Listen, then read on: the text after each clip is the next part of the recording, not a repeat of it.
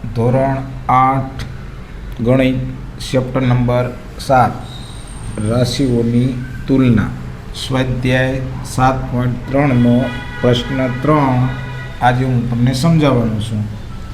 એક સ્કૂટર રૂપિયા 42,000માં ખરીદવામાં આવ્યું. તેની કિંમતમાં 8% દરે પ્રતિ વર્ષનો ઘટાડો આવ્યો તો એક વર્ષના અંતે તેની કિંમત શોધો. તો અહીંયા આપણે ઘટાડો આવ્યો છે એટલે એક વર્ષના અંતે આપણે એની કિંમત શોધવાની છે. તો અહીંયા તમારી પાસે પી કેટલું આપ્યું છે તો કે 42,000. આર તો કે આર એટલે વ્યાજનો દર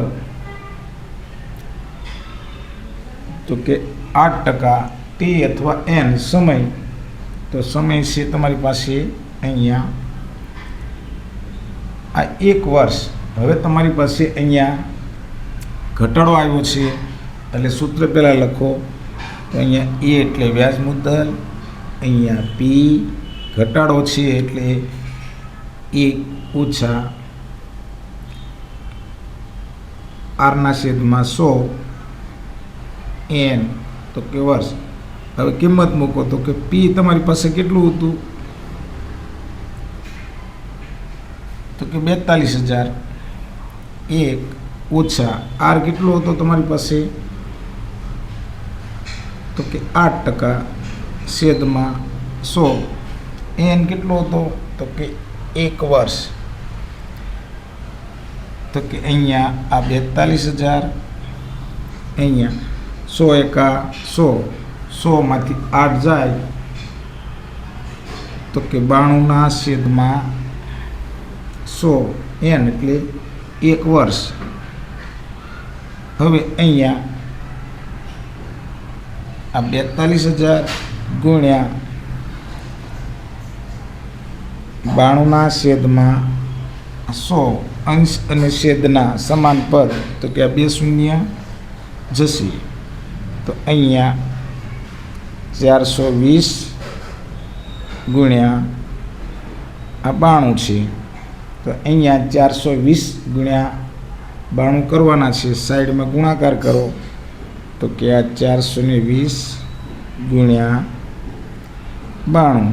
અહીંયા શૂન્ય અંક અને શૂન્યનો ગુણાકાર ન થાય એટલે શૂન્ય. 9 દુ 18નો આઠડો વધી પડી 1, 9 ચોક 36 ને 1 37. અહીંયા આ શૂન્ય 2 દુ 4, 2 ચોક 8.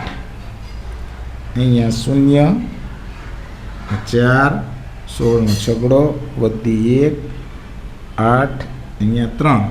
તો તમારી પાસે કેટલું આવ્યું 38,640. તો કે 38,640 એક વર્ષના અંતે તમને આ કિંમત મળે. તો લખો અહીંયા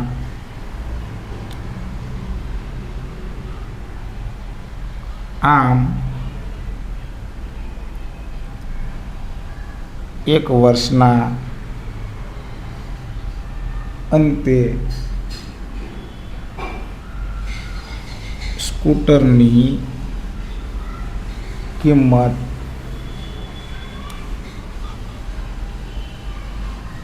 રૂપિયા 38,640 થશે.